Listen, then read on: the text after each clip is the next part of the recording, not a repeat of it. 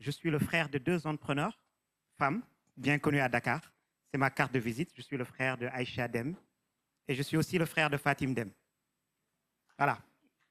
C'est ma carte de visite aujourd'hui.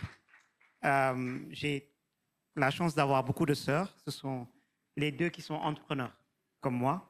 Et ça fait une relation particulière. Et je suis arrivé tout à l'heure, quelqu'un dans la salle m'a dit « Tu n'es pas le frère de Fatim ?» C'est une superbe carte de visite. Évidemment, on commence par se poser la question de ce que c'est qu'une boîte tech et qu'est-ce qu'on définit comme boîte tech ou pas, à quoi ça sert. Je pourrais vous faire une réponse très académique. Et je vais tricher, je vais vous dire ce qu'on fait dans la vraie vie. Parce que, et je vais mélanger peut-être là-dedans d'autres aspects de la conversation sur où sont les investisseurs et dans quoi ils investissent. Il n'y a pas beaucoup de fonds d'investissement qui interviennent très tôt dans la vie des entreprises en Afrique de manière générale. Les fonds d'investissement tech, dits tech, qui existent, comme le nôtre, et ils existent sur plusieurs étages. Pour faire la présentation que je n'ai pas faite tout à l'heure, nous, par Tech Africa, avons un fonds destiné aux startups tech africaines. Et quand on a dit ça, 2 questions se posent immédiatement. Qu'est-ce que c'est qu'une startup qui rentre dans votre cadre et qu'est-ce qui en fait une startup africaine? On reviendra sur ce débat, sur ce qui est une boîte africaine ou pas. Mais sur ce qui fait une startup, nous avons pris le parti d'être très large dans la définition. Ce sont toutes les sociétés qui utilisent de la technologie.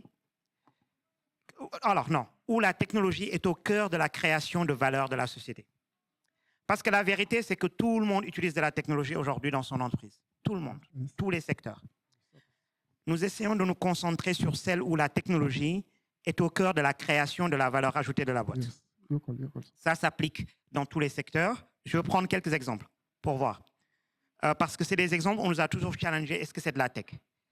Est-ce qu'une boîte qui fait de la logistique, comme PAPS au Sénégal, est une boîte de tech?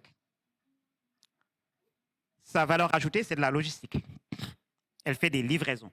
C'est des motos. Il faut se réveiller le matin, compter le nombre de motos qui marchent, le nombre de conducteurs qui sont venus, où est-ce qu'il y a du carburant, où est-ce qu'elle se trouve, où les envoyer. A priori, la valeur est dans la logistique. Qu'est-ce qui fait la valeur particulière de PAPS? C'est qu'ils utilisent de la technologie pour optimiser cette flotte-là. C'est qu'ils utilisent de la technologie pour positionner les motos, leur donner les courses qu'il faut, leur tracer leur route, s'assurer parce que dans ce business, on gagne en faisant le plus grand nombre de courses par jour et par livreur. Et la technologie peut permettre. Et la technologie. Ça marche pas celle-là? La cabine entend bien, la salle n'entend pas. La salle n'entend pas. Ouais. Je peux essayer, voilà, ça marche. Et donc, par exemple, pour nous, il n'y a pas de doute que PAPS est une boîte de tech. Pourtant, la plupart de ces boîtes, quand nous les rencontrons, n'ont pas encore de technologie digne de ce nom. Quand vous les rencontrez la première fois, en réalité, ils trichent. Ils n'ont pas encore de plateforme sur laquelle se trouvent tous les livreurs. Ils leur écrivent sur WhatsApp pour lui dire « je t'affecte la prochaine course ». Je veux vous rassurer sur le fait que devant une boîte comme ça, un investisseur ne se pose pas la question une seule seconde, est-ce que c'est une boîte tech ou pas? Il se dit, on peut créer beaucoup de valeur dans ce secteur avec de la tech, et avec mon investissement, on va développer la technologie qu'il faut. Mais à ce stade, elle n'a pas de tech. Un deuxième exemple, donc on part de la logistique, on va à la santé. On nous parle beaucoup de health tech. Les startups que j'ai vues dans la health tech pour le moment sont des startups qui font soit de la prise de rendez-vous et de la gestion de rendez-vous pour les médecins, des startups qui font de l'assurance santé, des startups qui font de la e-pharmacie, très peu encore de startups qui rentrent dans le métier médical lui-même. Mais au final, ce sont tous des startups qui essayent soit de résoudre la question de l'accès aux services de santé pour la masse, ou qui essayent de rendre les médecins qui sont aujourd'hui là beaucoup plus efficaces dans leur travail de médecin. En essayant de gérer leurs rendez-vous de manière plus efficace, donner une expérience meilleure aux clients, mais permettre aux médecins de faire plus de rendez-vous. On a un problème de nombre de médecins par habitant dans notre région. La tech peut permettre de rendre ces médecins qui existent plus efficaces. On a un problème d'accès aux services de santé parce qu'on n'a pas d'assurance santé. La micro-assurance santé, les plateformes de souscription aux services de santé peuvent permettre de le résoudre. Et d'une manière qu'on ne peut faire que parce qu'on a de la technologie. Si on n'arrive pas, si on utilise des moyens traditionnels d'assurance, les moyens traditionnels d'actuariat, on ne peut pas donner de l'assurance santé aux marchands informels à Soumbédioune. On ne peut pas. Et la technologie peut permettre de regrouper des pools de marchands de Soumbédioune assez larges pour que les techniques d'actuariat fonctionnent. La technologie peut permettre de leur faire payer par mois au lieu de leur faire payer par an. La technologie peut permettre de recueillir des données à temps réel sur les services de santé auxquels ces gens accèdent et donc de fine-tuner le prix de l'assurance pour que ça fonctionne pour l'assureur. Est-ce que notre boîte qui fait du freelance marketplace en Afrique de l'Est est une boîte de tech? Elle permet de répertorier des gens qui font du freelance et de les matcher avec des entreprises. La réalité, c'est qu'aucune entreprise ne recrute jamais un freelancer en ligne. Ils vont sur la plateforme, ils font le discovery, ils trouvent les gens qui les intéressent et ils appellent, ils disent « j'aimerais parler à tel ingénieur ». Ils ne négocient jamais en ligne, mais nous l'acceptons comme boîte tech. Nous tordons tout le temps le cou à ce qu'est la tech pour faire rentrer tout le monde dedans. Si vous voulez la réponse sincère à ce que nous considérons comme boîte tech. Par contre, nous ne pouvons pas considérer comme une boîte technologique une entreprise qui vend des patates et qui utilise une feuille Excel pour gérer ses stocks. Nous ne pouvons pas considérer comme une boîte technologique, je ne sais pas, toutes les sociétés qui utilisent des outils de gestion de ressources humaines au jour le jour. Je pense que la distinction est facile en pratique. Elle est difficile à articuler. Mais ce que vous devez retenir, c'est que on ne considérera des boîtes dans le domaine de la tech que quand nous pensons que la technologie peut apporter une valeur particulière dans la création de valeur, dans la croissance dans ce secteur-là. Et c'est vrai. Pour reprendre les cas dont je vous ai parlé, dans la logistique, la grande distribution, par exemple, pour les produits FMCG, aujourd'hui en Afrique, c'est 3 trillions de dollars. 18% c'est de la logistique, c'est-à-dire ce que vous achetez à la boutique du coin ou à la supérette du coin, 18% du prix que vous payez rentre dans la logistique. Si vous regardez en Europe, c'est 6%. D'où ça vient? Parce que l'infrastructure qui permet de faire cette logistique ici ne fonctionne pas bien. Et quand la tech rentre dedans, elle permet d'optimiser cette infrastructure. Nous avons investi dans 2 boîtes qui font ça en Afrique. Et dans les 2 cas, ils ont ramené le coût de la logistique sur la distribution à 3%. À 3%. Donc, il n'y a pas de doute dans notre tête que la technologie permet d'améliorer la logistique. La boîte dans laquelle nous avons investi au Nigeria qui fait de l'assurance santé pour les petites PME et pour l'informel, elle a aujourd'hui près de 200 000 assurés. Le Nigeria a 2% de pénétration de l'assurance médicale. Cette boîte est en train de changer ce chiffre. Donc, il n'y a pas de doute dans notre tête qu'ils sont en train d'avoir un impact technologique. Donc, il faut arrêter, à mon avis, de se poser beaucoup de stress sur est-ce que vous avez une boîte tech. La vraie question pour moi, c'est je vois les boîtes tech autour de moi dans 2-3 catégories. C'est est-ce que vous avez une start-up? Est-ce que vous avez une PME? Est-ce que vous avez une start-up? C'est est-ce que vous prendrez mon argent? Est-ce que vous avez une PME? C'est est-ce que vous prendrez l'argent d'un fonds de PME beaucoup plus traditionnel? Et je veux qu'on fasse la distinction entre ces deux-là pour être clair sur ce dont on parle le reste des prochaines 40 minutes sur l'investissement. Notre problème sur la plupart des sociétés technologiques que nous rencontrons dans la région, c'est de les faire rentrer dans la catégorie start-up, c'est-à-dire dans la catégorie des boîtes qui font... Alors, petit test dans la salle. Quel est le taux de croissance annuel d'une start-up en série A? Donnez-moi des chiffres au hasard. 40%? Un autre chiffre? 80, croissance annuelle. Malik Biran. Combien? 150. Quelqu'un a dit 150? C'est pas loin. Nous n'avons encore jamais investi dans une boîte qui ne faisait pas 200% de croissance l'année où nous avons investi. C'est ça une start-up. C'est cette notion de croissance extrêmement rapide. Mais on va se mettre d'accord sur un truc. Cette croissance extrêmement rapide n'est ni possible ni désirable pour toutes les boîtes. C'est vraiment une catégorie particulière de boîtes. Les autres sont des PME. Et on va se mettre d'accord sur ce qui les distingue.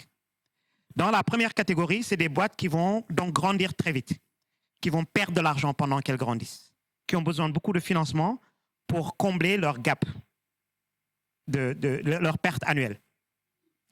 Dans la deuxième catégorie, c'est des boîtes qui croient un peu plus sérieusement, d'une manière beaucoup plus viable, qui ne font pas beaucoup de pertes ou qui n'en font pas du tout et qui peuvent rembourser leur investissement en quelques années. Si vous avez de l'argent, mettez dans la deuxième catégorie. C'est plus sûr. Alors, et maintenant, ça va nous expliquer c'est qui les investisseurs qui vont des deux côtés. Et pourquoi ils sont différents et pourquoi l'un ne peut pas faire l'autre. Quand Altesse va venir me voir et me dire « je veux ton investissement », voici mon problème. J'investis, c'est vrai, dans des boîtes qui font 200% de croissance. Je sais que dans les 4 prochaines années, je vais perdre la moitié d'entre elles. Elles vont faire faillite. En fait, j'investis dans un risque où, en gros, en série A, si tout se passe bien, dans un très, très bon scénario, je vais perdre, allez, très rapidement un tiers des boîtes. Le deuxième tiers, je vais le perdre lentement. C'est-à-dire, je vais récupérer une partie de mon argent, mais pas tout. Et le troisième tiers va me rendre 10 fois ce que j'ai mis dedans. 10 fois mon argent. Et au total, j'aurai rendu 3 fois l'argent du fonds. Hein? Arithmétique simple. J'ai 100 millions, j'ai perdu les 110, et les 30 derniers millions sont multipliés par 10 et j'ai 300 millions. Sur 10 ans, ça fait un ARR de 12%. ARR, un taux d'intérêt. C'est l'équivalent de placer mes 100 millions sur 10% à peu près sur 10 ans, et vous verrez, ça fait 3 fois le montant. C'est ce que les bailleurs qui nous donnent... Alors, quand vous êtes devant un investisseur, il faut bien vous rendre compte que la plupart du temps, la personne à qui vous parlez n'a pas d'argent. Il ne gère pas son argent. Elle ne gère pas son argent. Elle est en train de gérer l'argent de quelqu'un d'autre à qui elle a promis des retours et qui lui a donné des conditions et un cadre dans lequel investir. Personne ne me laissera jamais investir dans l'immobilier parce que je ne connais rien à l'immobilier. Les investisseurs vont me donner de l'argent et dire « fais de la tech ». Et donc, on doit leur rapporter. Et ils ont le choix entre nous donner de l'argent pour qu'on aille vous le donner et le risquer, ou le mettre quelque part dans un, je ne sais pas, T-bond, et ça leur rend 6% par an, sans risque. S'ils prennent un risque avec nous, on doit leur rendre un taux de retour beaucoup plus élevé. Donc, disons 12%. Pour faire 12%, il faut rendre 3 fois l'argent en 10 ans. Pour rendre 3 fois l'argent sur un tiers des boîtes, il faut qu'elles vous fassent 10 fois l'argent. Vous voyez, hein? On fait des grandes études scientifiques, après on finit investisseur, on fait des multiplications. Et donc, pour rendre 10 fois l'argent dans une boîte, qu'est-ce qu'il faut? Et c'est là que vous allez savoir quelle boîte rentre dans le cadre de ces investisseurs-là. Pour rendre 10 fois l'argent, sachant que je mets un premier ticket d'1 million, mais la boîte va lever beaucoup, même si j'ai 10% de la boîte, à la fin, il me restera, après beaucoup de dilution, 5%. Il faut que la boîte fasse 50 fois le chiffre d'affaires au moment où je suis rentré. Pour que la boîte fasse 50 fois son chiffre d'affaires, qu'est-ce qu'il faut? Allez, je vous donne 7 ans pour faire 50 fois votre chiffre d'affaires. La première chose qu'il vous faut, c'est de la place. De la place pour grandir. Et donc, une start-up, ce sera d'abord pour nous une start-up qui s'attaque à un gros marché, où il y a de la place. Dans beaucoup de secteurs, il y a de la place. Si vous êtes au Sénégal, on vous dit « Ah, c'est un petit pays d'Afrique francophone ». Vous dites « Non, non, non, non, non. Ce n'est pas un petit pays, ça fait partie de l'UEMOA, c'est un seul marché. » C'est un seul marché et c'est très gros. Et puis, dans ce marché, si on va assez profond, etc., etc. Mais il y a un sujet de place. Ensuite, pour faire 50%, 50 fois ton chiffre d'affaires dans les 7 ans, il ne faut pas qu'au moment où je te rencontre, parce qu'on sait que la croissance, va s'aplatir. Il faut qu'au moment où je te rends compte, tu es en train de faire 200% de croissance par an. L'année d'après, tu feras 150, puis 100, puis 50, etc. C'est pour ça que nous, les VC, nous sommes addicted à la croissance. Nous ne voyons que la croissance, nous ne voyons pas la bottom line. Mais nous allons perdre, encore une fois, 2/3 de nos boîtes. De l'autre côté, vous prenez des investisseurs qui font des PME. Qu'est-ce qui fait de l'investissement dans les PME dans la salle? S'il vous plaît, levez la main qu'on vous repère. Donc, Evelyne a levé la main. Monsieur, c'est comment? Ah, c'est Evelyne. Il y a une main qui s'est levée derrière là-bas, qui fait de l'investissement dans les PME. C'est qui? Levez-vous.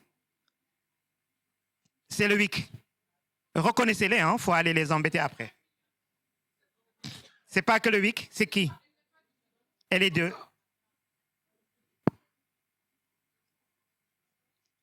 Impact. Fonds d'investissement à impact au Niger, qui s'appelle comment? Synergie. OK? Alors, ils font quelque chose de beaucoup plus dur. Ils investissent dans des boîtes. En fait, on essaie de croire qu'ils investissent dans des boîtes moins risquées que les nôtres, mais ce n'est pas vrai.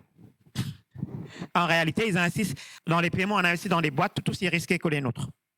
Mais on les amène sur des trajectoires moins risquées. Ce que j'appelle des trajectoires plus viables. C'est la boîte ne va pas faire 3x chaque année. Ce n'est pas le but. Alors, Synergie, c'est quoi votre but en croissance annuelle?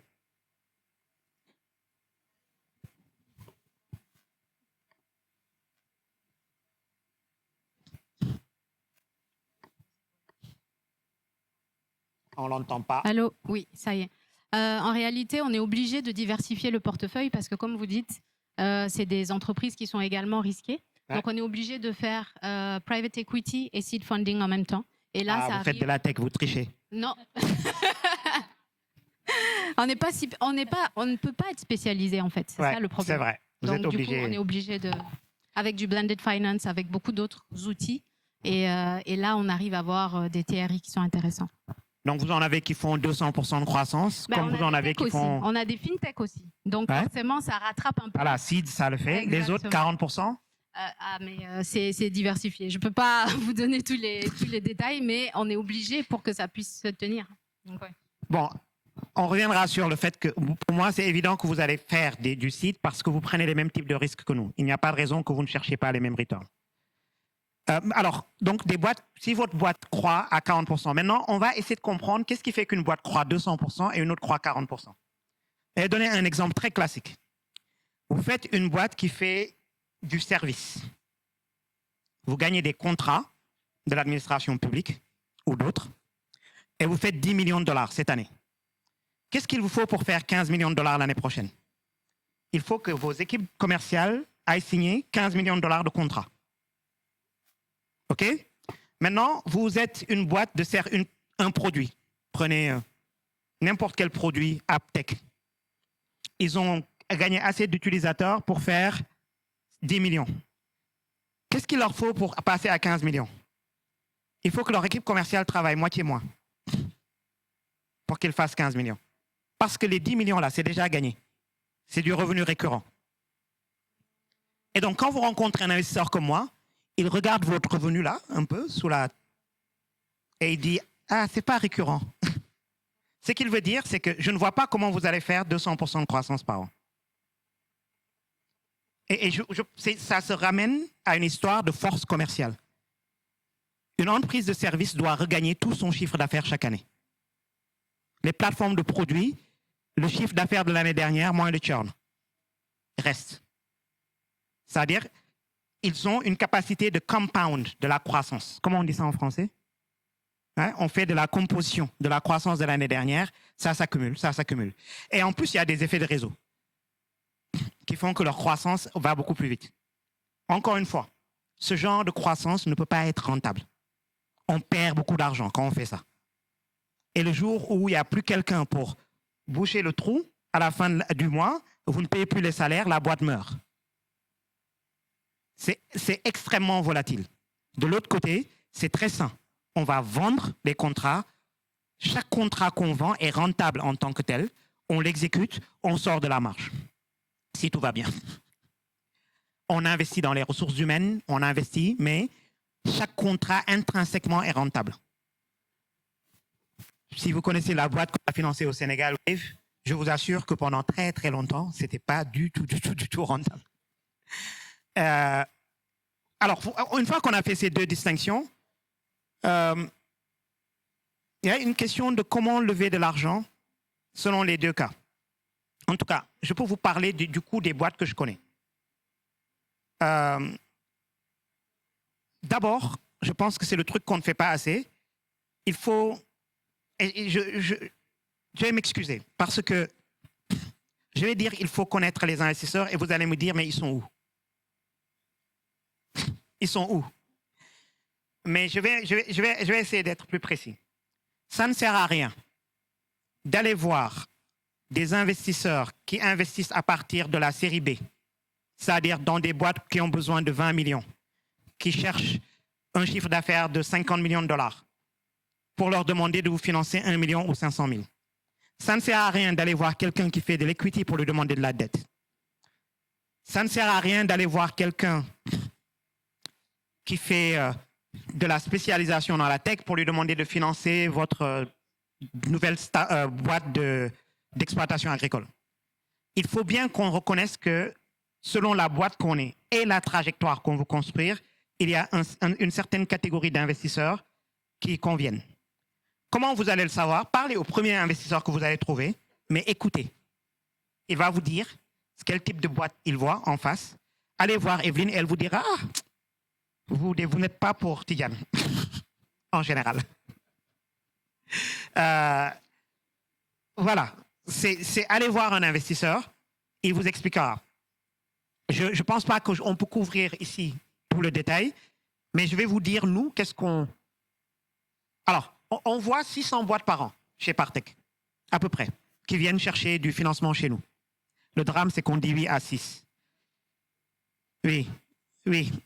On dit non 99% du temps. C'est quoi votre taux de rejet? Oui. C'est quoi votre taux de oui? Genre, vous êtes plus gentil que moi, allez-y. Vous dites non 80%. Ah, vous êtes très généreux. Allez voir Wick, ils disent oui 20% du temps. Une fois sur 5. Nous disons, alors dans le VC, on dit oui 1, 2, 3% du temps. Quand vous dites oui plus de 3% du temps, vos investisseurs vous disent vous faites n'importe quoi. Mais encore une fois, dans un secteur où les gens dans leur tête se disent c'est une boîte sur 20 qui va marcher, si vous dites oui à plus de 5% des boîtes, vous sortez du une fois sur 20 qui va marcher. C'est ça la philosophie. En fait, ils vont vous dire vous n'avez pas assez de deal flow, vous ne voyez pas de boîte. Donc, on va dire oui 1% du temps. Et donc, on dit non 99% du temps. Et je voulais vous dire pourquoi on dit non. Peut-être que ça donne une meilleure idée de comment avoir oui. La première raison pour laquelle on dit non, c'est l'éligibilité. Nous rejetons 60% des boîtes qui s'adressent à nous parce qu'elles ne sont pas éligibles pour notre fonds. Et pour moi, ça, c'est le premier souci. Ça veut dire que l'entrepreneur a perdu du temps. L'entrepreneur n'a pas fait sa recherche pour savoir quel type de fonds d'investissement peut financer l'entrepreneur. 60%, c'est juste, il fallait regarder, trouver l'info et savoir si c'est le bon fonds d'investissement ou pas pour vous. On est d'accord que c'est sur ça qu'on doit travailler, tous. Il faut qu'on s'entende peut-être dans l'écosystème à faire une cartographie des investisseurs, à dire qui fait quoi, quel type de ticket, quels critères, etc. Appel, hein? Et qu'on le publie. Il faut aussi, alors plus difficile, que les investisseurs acceptent de publier chaque année la liste des boîtes qu'ils ont financées. Parce que les entrepreneurs vont apprendre ce que vous faites en regardant ce que vous faites. Hein? Il faut qu'on dise qu'est-ce qu'on fait. Voici les boîtes qu'on a fait. Moi, j'ai une liste des boîtes qui ont levé dans la tech en Afrique depuis 2018. Mais les investisseurs qui me donnent me disent ne dis pas quelle boîte on a fait. Oui. Et donc, je publie les stats, je ne dis pas qui a fait quoi. j'aimerais beaucoup publier chaque année une liste d'investisseurs et une liste des boîtes qu'ils ont fait. Comme ça, tout le monde sait qui fait quoi.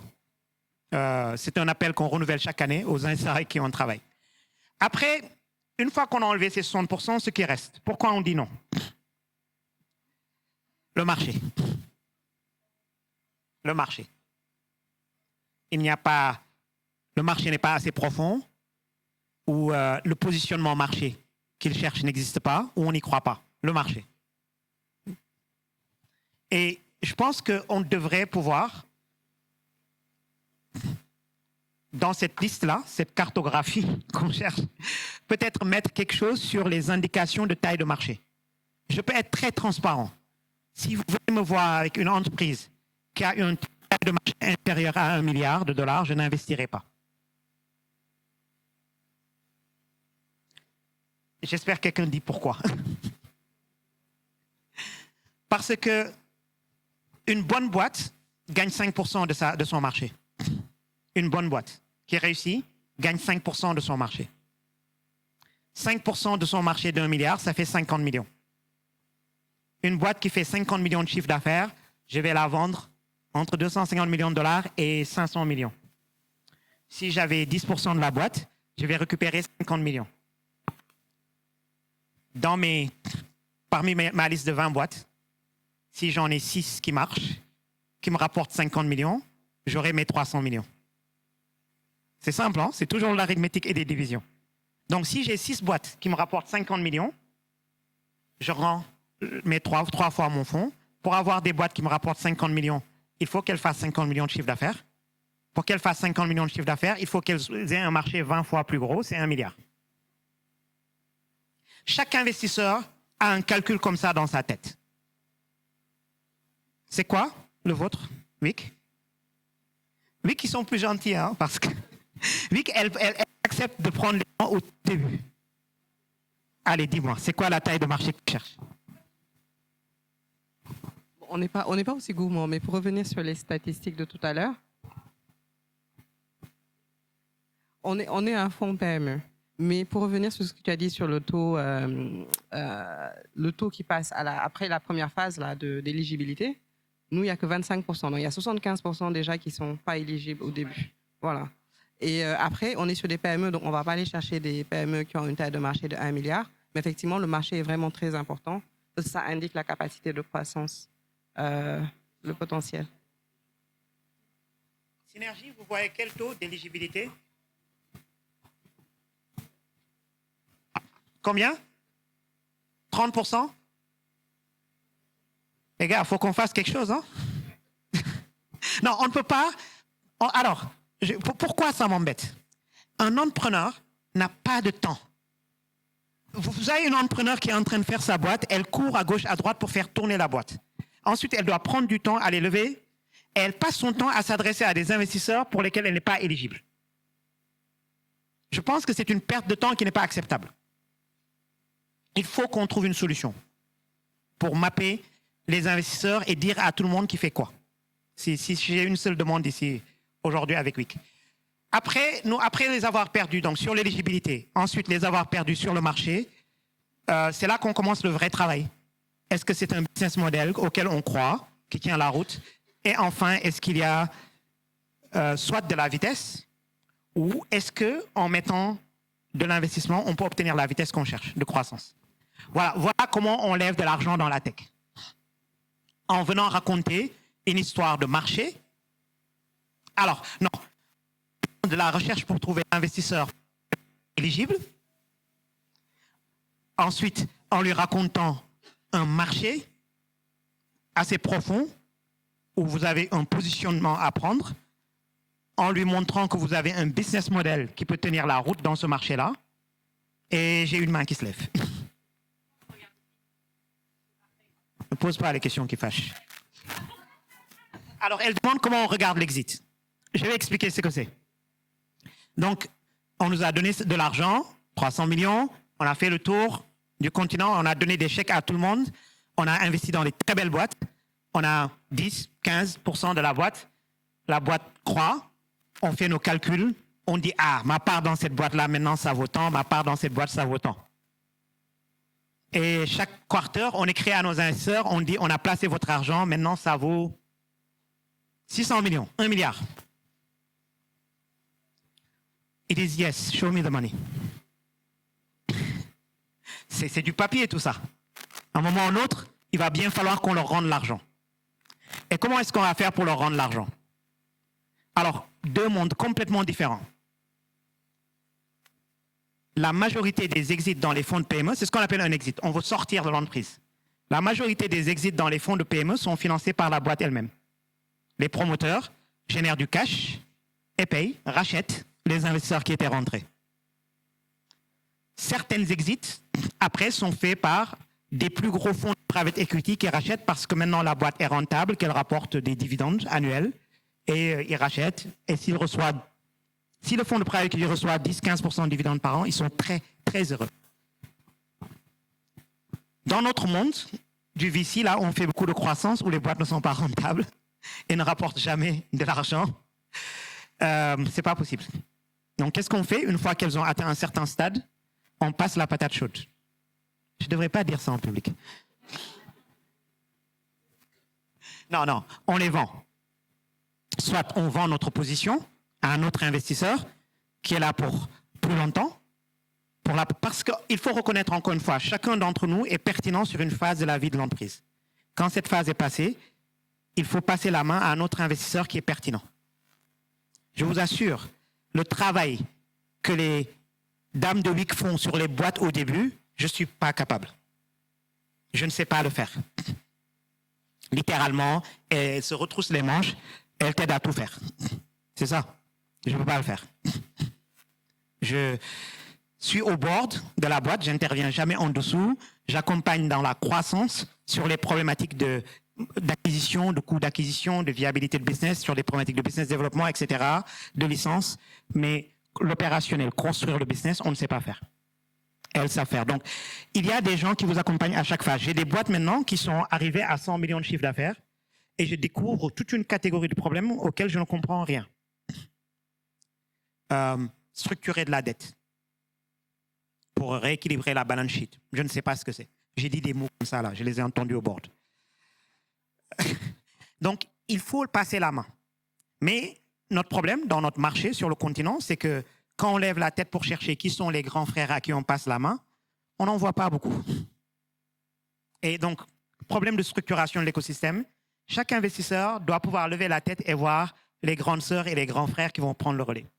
Mais nous, dans la tech, nous avons un rêve un peu plus fantasque. Nous rêvons de vendre nos boîtes à un grand acteur stratégique. C'est comme ça qu'on dit, ah, tu fais un exit stratégique. C'est quoi un exit stratégique? C'est un exit à une autre entreprise dans ton secteur. Donc, ce n'est pas un fonds qui t'achète pour ta valeur financière, qui est calculée très simplement et qui n'est pas très jolie. C'est 6 fois ton EBITDA. Tu dis ça à un VC, il tremble. Acheter une boîte au multiple de l'EBITDA. Tu la vends à un acteur stratégique pour qui ça a une valeur stratégique énorme. Regardez, quand Facebook a racheté WhatsApp, la valeur financière de WhatsApp ne faisait pas 50 millions de dollars. Ils ont acheté 12 milliards. Aujourd'hui, il n'y a pas de doute, il n'y a de doute pour personne que c'était un genius move. S'ils n'avaient pas acheté WhatsApp, s'ils n'avaient pas acheté Instagram, ils étaient morts. Donc la valeur de WhatsApp et d'Instagram pour Facebook n'a rien à voir avec sa valeur financière. Alors voyez le rêve de l'entrepreneur et de l'investisseur de vendre sa boîte à quelqu'un comme ça, qui va vous payer un montant extraordinaire pour ce que vous avez construit. C'est ça l'exit dont on rêve. Ça n'existe pas encore, c'est un rêve. Non, en Afrique, il n'y en a pas eu beaucoup dans la tech. Il y en a dans d'autres secteurs. Il n'y en a pas eu dans la tech. Il y en a eu très peu.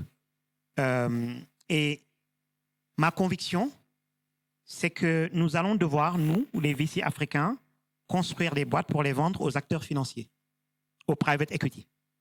Donc, construire très vite des boîtes beaucoup plus saines financièrement. Mais peut-être qu'on aura 1 ou 2 boîtes par portefeuille qu'on vendra à... Tu veux acheter une boîte? Tu as levé la main. Cette fois, tu m'achètes une boîte.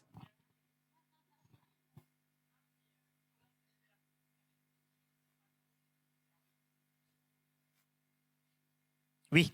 Donc, il faut qu'à un moment, elle soit rentable. Alors, la bonne nouvelle, 2022, le secteur de la tech a levé en Afrique 4,5 milliards de dollars. 2023, c'était 2,5 milliards. Cette année, ce sera beaucoup moins. Beaucoup moins. Pourquoi je vous dis ça? C'est que le secteur de la tech est en crise. En 2021, les fonds américains sont venus et tu disais « Hello, I am startup » et ils te signaient un chèque. C'est ça. Les trucs sont montés très haut et ça s'écrase. Et quand ça s'écrase comme ça, qu'est-ce qui se passe? Les startups qui savaient qu'elles pouvaient lever de l'argent pour financer leurs pertes savent maintenant que peut-être qu'elles ne pourront plus. Elles ont toutes commencé à travailler sur la profitabilité. Alors, il faut savoir, hein, une start-up meurt le mois où elle ne peut pas payer les salaires. Elles ne meurent pas parce qu'elles n'ont pas des bons business, elles meurent parce qu'elles n'ont plus de cash. Donc, cette prochaine levée, je le dis toujours aux entrepreneurs, quand vous montez sur ce tapis roulant, qui est la levée de fonds auprès de VC, il faut savoir ce que vous faites. Vous montez sur un tapis qui tourne très vite, vous ne pouvez pas vous arrêter, il faut courir. Et que vous vous arrêtez, vous tombez. OK? Maintenant, là, on arrive au bout du tapis. Donc, il faut ralentir pour descendre du tapis sans trébucher et se renverser. Donc, il faut atterrir la croissance doucement, travailler sur la profitabilité. Et beaucoup de boîtes ont fait ça. Et pour moi, c'était une leçon intéressante parce que dans notre portefeuille de 20 boîtes, en un an, 7 sont allées à la rentabilité. C'est la preuve qu'elles peuvent le faire. Si elles abandonnent, alors les 7 qui sont allées à la rentabilité ont toutes fait des croissances de moins de 100%. Mais quand tu es arrivé à 100 millions de dollars en 5-6 ans et que tu as ramené ta croissance à 80% et que tu es rentable, tu as construit une très, très, très belle boîte. Et tu peux voir comment la vendre à un acteur de private equity.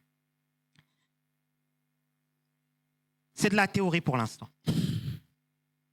Encore une fois, nous, les fonds de VC en Afrique, n'avons pas encore prouvé que nous pouvons fermer ce cycle. Et maintenant, je vais vous dire pourquoi ça a de l'impact sur vous. Dans 4 ans, notre fonds, nous allons retourner sur le marché pour lever notre 3e fonds. Ils nous ont donné 100 millions, on a investi, on leur a montré sur le papier que c'était très joli. Ils nous ont donné 300 millions. On l'a investi et on retourne les voir. On dit, redonnez-nous 300 millions. Qu'est-ce qu'ils vont nous dire? Parlons du premier fonds, là. Hein? Où est l'argent?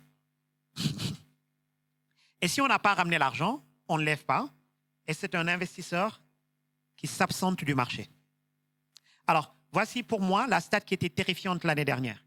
55% des investisseurs qui étaient présents en Afrique en 2022 se sont retirés du marché en 2023. Et donc, si ces investisseurs ne sont pas là, qui prennent le relais, ceux qui investissent en amont, en série A, en seed, en amorçage, n'ont pas le grand frère qui prend le relais. Et ça impacte la filière jusqu'au bout. Donc, ça paraît technique, on parle d'exit. On parle en fait de capitaux qui rentrent dans l'écosystème et qui doivent descendre jusqu'à l'entrepreneur. C'est de ça qu'on est en train de parler. On est en train de dire que si on ne sait pas montrer aux investisseurs des retours sur leur argent, l'écosystème va s'arrêter. Le stress que l'investisseur à qui vous parlez a face quand il est assis avec vous, c'est ce stress-là. Okay? Nous ne sommes pas méchants. Nous avons besoin de rendre l'argent. Vous avez une question? Je vais le répéter. Ce financement qui arrive, donc qui pénètre l'écosystème, et vous avez pointé du doigt en fait cette problématique où 60% en fait des investissements sont tués parce qu'ils ne correspondent juste pas. Donc il y a un sérieux problème de compréhension et de communication. Ce que je posais tout à l'heure, c'était justement le link, c'est-à-dire la communication en fait intrinsèque, qui permet à l'investisseur in fine d'avoir assez de matière pour pouvoir s'orienter. Ouais. Donc, d'où le problème de la communication, encore une fois, de la synergie. Alors, qu'est-ce que donc, la tech peut faire? Exactement. Voilà, bien compris maintenant cette fois-ci. Oui. Alors, d'abord, moi, je pense que c'est un problème qui se situe au niveau de l'entrepreneur et pas de l'investisseur. Mais il faut qu'on soit réaliste. Hein? Ce n'est pas qu'un problème de communication. L'entrepreneur cherche du financement et vient vers le mauvais investisseur, d'abord parce qu'il n'y a pas assez d'investisseurs dans le marché. Et aujourd'hui, si vous êtes à Dakar mesdames, vous voulez lever, vous avez très peu de personnes à qui vous adresser. C'est notre premier problème. Il faut qu'il y ait plus d'investisseurs dans ce marché. Il faut qu'il y ait plus d'investisseurs en amont. Il faut qu'il y ait plus de WIC. Il faut qu'il y ait plus de WIC. Est-ce qu'on peut vous cloner, vous diviser, vous démultiplier? Vous êtes en train? Tu l'expliques tout à l'heure? Merci. Il nous en faut beaucoup plus. Ensuite, les investisseurs, en fait, font le travail, en général, de communiquer leurs thèses d'investissement, leurs critères d'éligibilité. En général, c'est sur leur site web. Ou bien, s'ils ont fait une seule interview, on leur a posé la question et ils l'ont dit. Pour moi, c'est un problème au niveau de l'entrepreneur. Maintenant, est-ce que la tech peut aider? Les gens ont beaucoup envisagé des sortes de marketplace où vous allez, vous mettez votre projet sur une plateforme et où on vous met en rapport avec des investisseurs. Personnellement, je ne crois pas au marketplace. L'investissement, c'est une histoire d'amour. Il faut des dates. Il faut des dates. Il faut des rendez-vous. Il faut faire un premier rendez-vous. Et la personne vous dit, mais pourquoi vous êtes là? Pourquoi vous faites cette boîte? Vous dites, ah, moi, vous savez, quand j'étais petit. Vous êtes d'accord? Vous faites connaissance. Hein? Voilà, au bout de 2 dates, vous dites, ah, celui-là, ça ne va pas le faire. Mais non, c'est sérieusement, je pense que, écoutez, nous, il y a eu Covid comme test pour nous. L'année d'avant le Covid, nous avons fait 8 investissements. L'année du Covid, nous en avons fait 0. Parce qu'on ne pouvait pas se rendre sur place, rencontrer l'entrepreneur, regarder ce qu'elle fait, ce qu'elle construit. On ne pouvait pas. Et donc, il y a eu beaucoup de marketplaces créés sur le continent qui sont censés mettre en rapport. C'est une partie très petite de la solution. Par exemple, il y a la marketplace de nos amis de BPI, Oroquity, qui marche un peu sur certains types d'investissements. Mais je pense que ce dont on parle ici, c'est quelqu'un qui vous accompagne très tôt dans votre projet. Je ne pense pas que ça peut se faire par de la tech. Je pense qu'il faut reach out et s'asseoir avec l'investisseur. Et que c'est un date dans le sens où ça doit matcher dans les deux sens. Il faut prendre le temps de faire connaissance. Il faut prendre le temps d'éduquer l'investisseur sur ce que vous faites. Secret pour les entrepreneurs. Chaque fois que vous rencontrez un investisseur, elle ne sait rien à votre business. C'est-à-dire, vous venez, typiquement, Tidiane, on est en train de construire cette boîte qui va complètement transformer et disrupter le cross-border payment pour les boîtes de machin. Je ne sais pas ce que tu viens de dire. J'ai rien compris. J'ai rien compris. Mais c'est vrai, c'est normal, c'est pas mon métier. Donc, premier date. Tidiane, est-ce que tu connais le cross-border commerce? Comment les PME sénégalaises? Non, je ne sais pas. Est-ce que tu sais qu'ils achètent leurs marchandises en Chine, qu'il faut payer en avance pour que le supplier ship et que payer en avance, c'est compliqué? Ah bon, c'est compliqué, j'ai jamais fait ça. Tu vas à la banque à 3 semaines et 8%. Mais non, c'est pas vrai. Mais si, c'est vrai. Et tu lui expliques, tu n'as pas encore parlé de ta boîte. Tu es en train juste de lui expliquer ton secteur. Passe là-bas. Comment ça marche? C'est quoi le problème? Le rendez-vous est fini. Et je dis, c'est intéressant, il y a quelque chose à faire. Il faut qu'on reprenne un autre rendez-vous, je veux comprendre comment tu adresses le problème. Et je reviens au bureau et je dis, j'ai rencontré une dame tout à l'heure, elle m'a expliqué un truc sur le cross-border e-commerce, je ne savais pas qu'il y avait autant de business dans ce secteur. Premier date, réussi. Deuxième date. Donc, mon problème, c'est que cette interaction-là, j'ai du mal à la voir résolue par la tech. On a ce rêve. Alors, je suis arrivé dans le secteur de l'investissement très récemment, il y a 7 ans, ça commence à faire. Et en bon ingénieur, j'ai cherché quelle est la formule. Il y a une formule pour tout. Et je vais trouver une formule où je mets l'entreprise, je remplis et ça me sort. Est-ce que je dois investir ou pas? J'ai cherché. Je suis allé voir mes collègues, j'ai essayé de sortir la formule de leur tête. Il n'y a pas. Il va bien falloir s'asseoir, comprendre ce que le secteur, comprendre ce que le business fait et comprendre pourquoi c'est difficile. Parce que, alors, mon plus gros problème, c'est que la plupart du temps, quand on me raconte un business, je suis un gras yaka faucon. Vous savez ce qu'on appelle les yaka faucons? Les gens qui, quand on leur présente un problème, ils disent « Yaka, faire ceci ». Ou « faut qu'on fasse cela ». On croit que sur le papier, c'est facile. Et en fait, il faut un temps pour comprendre pourquoi ce que cette personne est en train de faire, c'est difficile. Et une fois qu'on a compris pourquoi c'est difficile, on comprend la valeur de ce qu'elle construit et on comprend pourquoi tout le monde ne peut pas le faire et pourquoi cette personne est bien habilitée à le faire et pourquoi il n'y a pas 50 concurrents. Donc, encore une fois, c'est moi le techie qui vous dit, la tech ne peut rien faire là-dedans.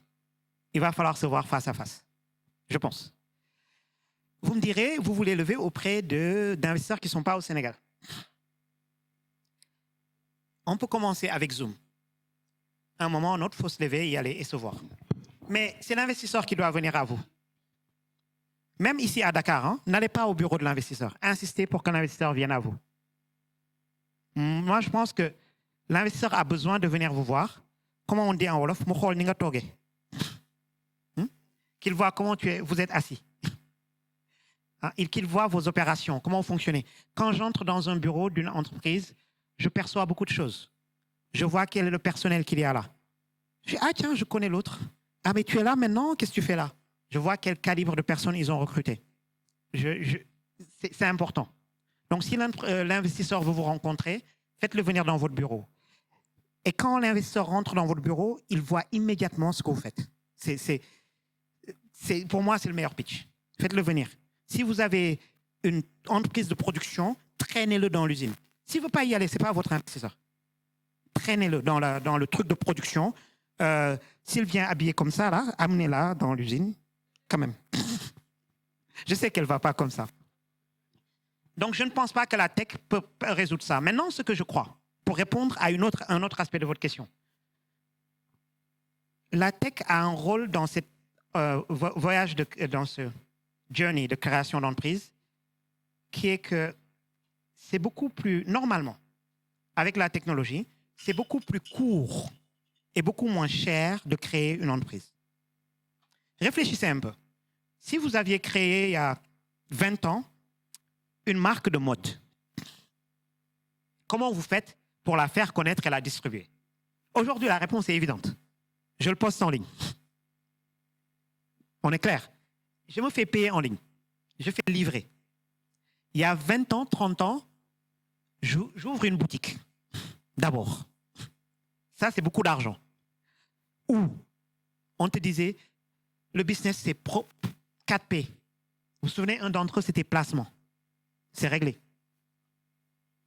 OK? Le coût pour faire la première phase de l'entreprise a drastiquement baissé, et ça, c'est la technologie. Et ça, c'est vrai dans tous les secteurs. Et donc, il ne faut plus 100 millions pour démarrer sa boîte. Il faut 10. Et je pense que c'est le seul rôle et réel que la technologie joue pour tout le monde. Et raccourcit et compresse le temps et le coût de création de la plupart des business. Si vous faites des camions de logistique, il faut toujours faire des camions. Non. Il y a la plus grande boîte de camions de logistique en Afrique n'a aucun camion à elle. C'est le Uber des camions. Au Sénégal, il y a l'autre qui fait ça, Chargel. Ils n'ont aucun camion à eux. Donc, encore une fois, la technologie leur permet de monter une boîte de camions de logistique sans acheter un seul camion. Donc, c'est pour moi ça la réponse sur la technologie. Alors, il y a une question à laquelle je n'ai pas répondu encore. C'est la place des femmes dans tout ça. Et le temps passe. Donc, je vous ai dit au début, la mauvaise nouvelle que j'ai, c'est que... Alors, oui, quel est le taux de financement des startups, le taux d'entreprises dirigées par des femmes dans votre portefeuille? Mais vous trichez. Vous financez que des femmes. J'ai lu que le taux pour les PME dans la région, c'est 35%. Dans la tech, nous sommes à 15%. Et c'est une question que je n'aime pas. Je n'aime pas cette question parce qu'on connaît tous la réponse. Il n'y a pas assez de femmes qui dirigent des entreprises. Il n'y a pas assez de femmes entrepreneurs. Il n'y a pas assez de femmes qui lèvent. On peut donner des chiffres différents. C'est 35% dans les PME. C'est 15% chez nous. Il n'y en a pas. On passe notre temps tous à le dire. Entre 2018 et 2023, dans la tech, ça a oscillé entre 13% à 20%. Il y a une année où ça a fait 25% de l'argent. Parce qu'il y avait un outlier. Il y avait Sarah Menke au Kenya qui avait levé le round de Grow Intelligence de 150 millions. Mais sinon, c'est toujours 13%, 15%. On en parle tout le temps. Tout le monde veut régler ça. Ça ne progresse pas. Ça veut dire pour moi qu'on n'a pas encore trouvé la raison. Vous avez une suggestion?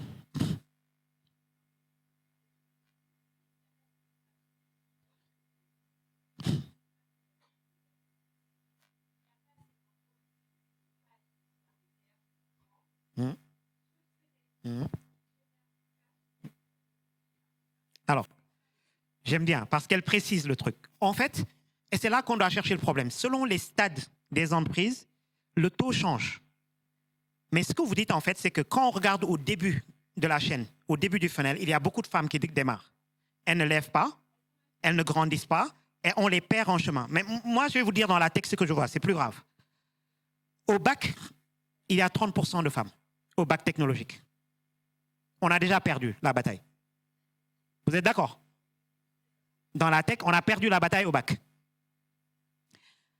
Après, on arrive au moment où elles sont ingénieures, où elles créent des entreprises. Il nous en reste très peu.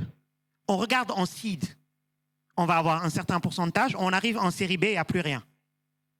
Alors, qu'est-ce que ça dit? À part le problème qu'il faut aller mettre les dames dans la filière tech, tout ça, ça dit quand même qu'on a une perte au démarrage de l'entrepreneuriat. Tout le monde en parle encore une fois. Tout le monde vous dit qu'on les perd là. Et donc, je reviens à ma réponse du début. Quelle est la solution? Il faut les financer au début. Maintenant, voici l'aspect de la solution où je n'ai pas de raison rationnelle. J'en fais une religion. Je pense que s'il y a plus de femmes qui investissent, il y aura plus de femmes qui reçoivent de l'argent. C'est nous le problème. Nous investissons, nous les hommes. Tous les investisseurs, en fait, font du pattern matching. Tous les investisseurs investissent sur des gens qui leur ressemblent. Hein? C'est pas pour rien que si vous allez dans la Silicon Valley, si vous avez fait Stanford, voilà, vous allez lever plus facilement que si vous avez fait UCAD. C'est du pattern matching. Donc, puisque c'est du pattern matching et qu'on voudrait bien être rationnel mais qu'on ne l'est pas, jouons sur cette rationalité. Si on veut que les femmes reçoivent l'investissement, donnons les fonds à des dames. Non? Vous n'êtes pas d'accord? J'aime bien le désaccord. Oui. Vous n'êtes pas d'accord? Hein? Oui? Oui? Donner la chance, c'est vrai, Oui. mais il faut qu'elle soit structurée, qu'elle puisse aussi nous rendre nos sous. On n'investit pas parce qu'on aime bien les femmes, on est gentil. Ça devrait. Mais l'idée de l'investissement, c'est qu'il y a un retour en investissement. Ouais, c'est pour ça que je vous dis ma réponse n'est pas rationnelle. Il faut qu'on soit structuré. On dit tout ça. Tous les investisseurs, on vous dit qu'on investit sur les bonnes boîtes, qu'on fait de l'analyse, etc. Au final, je sais qu'on n'investit pas sur les femmes. Et je ne pense pas que c'est parce qu'elles ne nous amènent pas des projets structurés. Et au final, ce qu'on constate, c'est que quand il y a une femme dans l'équipe, la probabilité qu'on investisse dans des femmes est plus grande. Aussi. Pourquoi? Est-ce que c'est parce qu'elles attirent plus de dossiers venant de dames? Parce que mon problème, moi, pourquoi? Alors, je vais avouer ici, mesdames, nous avons investi dans 22 boîtes. Aucune d'entre elles n'est dirigée par une femme.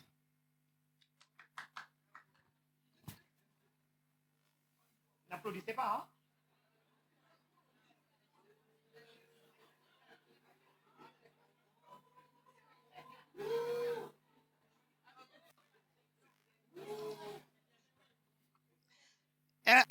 Et alors, oui. Alors, oui. Merci. Dans le haut de l'entonnoir, il n'y a pas de dame. Quand on regarde le dossier, nous, on s'est posé la question, on s'est dit, c'est pas possible. On n'est pas aussi mauvais.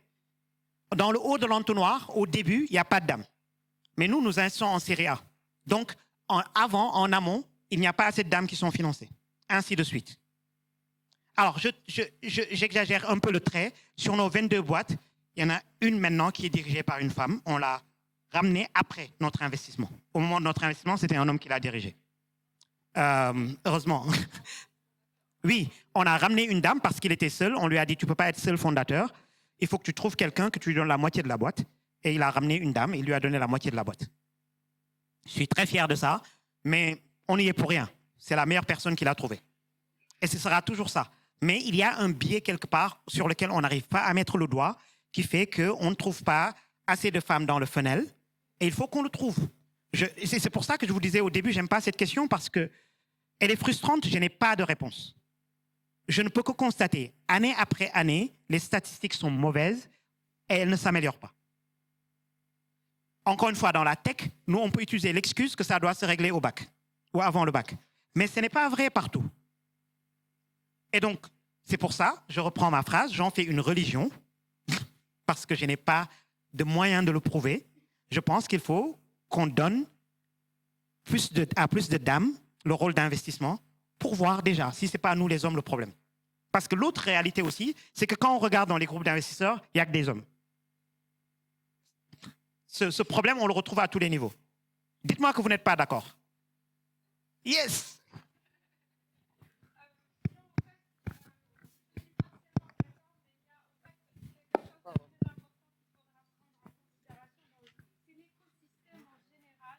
Qui est turbulent. C'est-à-dire que je ne suis pas d'accord avec vous quand vous avez dit au début que les hommes investissent dans les hommes et les femmes dans les femmes. Non, c'est-à-dire que si on veut accompagner cette femme dans l'écosystème, il faudrait peut-être que ces investisseurs fassent un quota spécial pour dire que ce quota pour accompagner des femmes. Parce qu'en fait, les femmes en général aussi, il faut le dire que, c'est-à-dire que si elles voient des pionnières qui ont été accompagnées par des femmes, elles vont avoir plus de confiance à se lancer dans ce projet et aller vers l'avant et dire oui, je peux aller dans ça. Il faut toujours des pionnières qui lui disent oui, c'est possible. Parce que il y a eu ce stigma qui est là, que par exemple, tel ou tel secteur, c'est pour les hommes. J'ai évolué dans le domaine de la finance. J'étais directrice financière, alors qu'on m'a toujours dit dans ma carrière que non, la finance, c'est pour les hommes. Et j'ai fait spécialement de dire non, c'est pas pour les hommes, c'est aussi pour les femmes. Et donc, il faut prendre cette initiative. Mais cela ne peut pas se faire sans les hommes. C'est-à-dire que les hommes aussi doivent accompagner ces femmes et leur dire que vous pouvez faire. Je suis d'accord pour les quotas, mais ce sujet doit être controversiel, hein, les gars. C'est normal que tout le monde ne soit pas d'accord. Vous voyez tout le nombre de mains qui se lèvent. Si on avait une solution commune, il n'y aurait pas cette controverse. Vous êtes juste en train de prouver que ce n'est pas possible. Il y a des mains là-bas, mais vous pouvez parler, je vous relayerai si vous voulez. Alors, on n'a plus beaucoup de temps. Il n'y a pas qu'une solution, en fait. C'est plusieurs solutions qui vont se combiner. Donc, moi, je suis contre les quotas. Vraiment, le fait de nous tenir par la main, etc., etc., comme d'habitude, moi, je suis contre. Donc, pour moi, c'est plusieurs choses. On discutait tout à l'heure en disant... Je peux vous faire une requête, Wick. Prochain événement, est-ce que vous pouvez inviter, ici, au lieu de quelqu'un comme moi, les dames qui ont levé des fonds gender pour avoir ce débat? Parce qu'en plus, les fonds les fonds dédiés aux femmes ne sont levés que par des femmes. Je ne connais pas un mec qui a dit bonjour, je vais lever un fonds pour les dames. J'en connais pas. Qui ça? Bonjour Tidiane. Bonjour. Vous connaissez Aïssatou Leblond? Oui. Madame Leblond. Oui. Elle a 2 fonds d'investissement. Oui. Et je ne sais pas pourquoi elle n'est pas là. Oui, elle est antisociale. Vous lui direz que j'ai dit ça. Je lui dirai, mais c'est pour dire qu'il y a des femmes qui lèvent pour, à mon avis, pas pour les femmes. Oui, c'est des femmes qui lèvent pour les femmes. C'est ce que je suis en train de dire, pas les hommes. Elle a créé son fonds d'investissement. Oui. Donc, je pense qu'aujourd'hui, moi, je suis avec la dame. Je ne suis pas trop pour les quotas et je pense que ce n'est pas la bonne façon. Puisque... Alors, on va simplifier. Qu'est-ce qui est pour les quotas dans la salle? Voilà. Qu'est-ce qui est contre les quotas dans la salle? Est-ce qu'il faut faire des quotas pour les femmes dans l'investissement? Pourquoi c'est une minorité dans cette salle? Tijan. Oui. Hi, Tijan. How are you? This is Biola.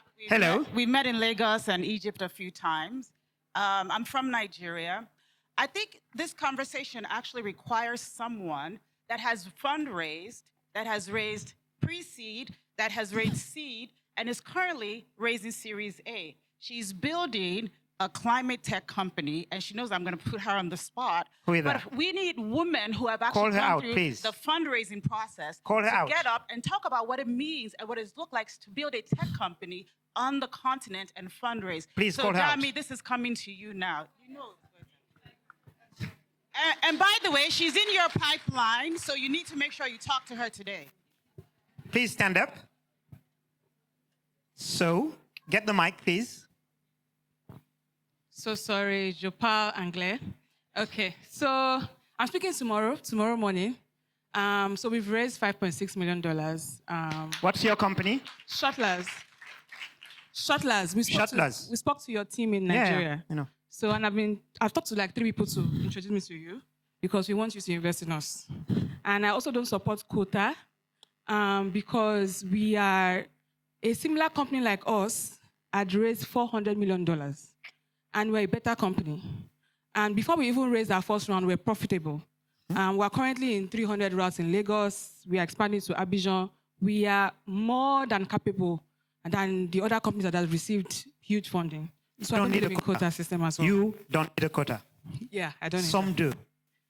Well. Okay. Well, So yeah. I'll stop it here because this is, again, we're not going to agree on this. And I like the debate.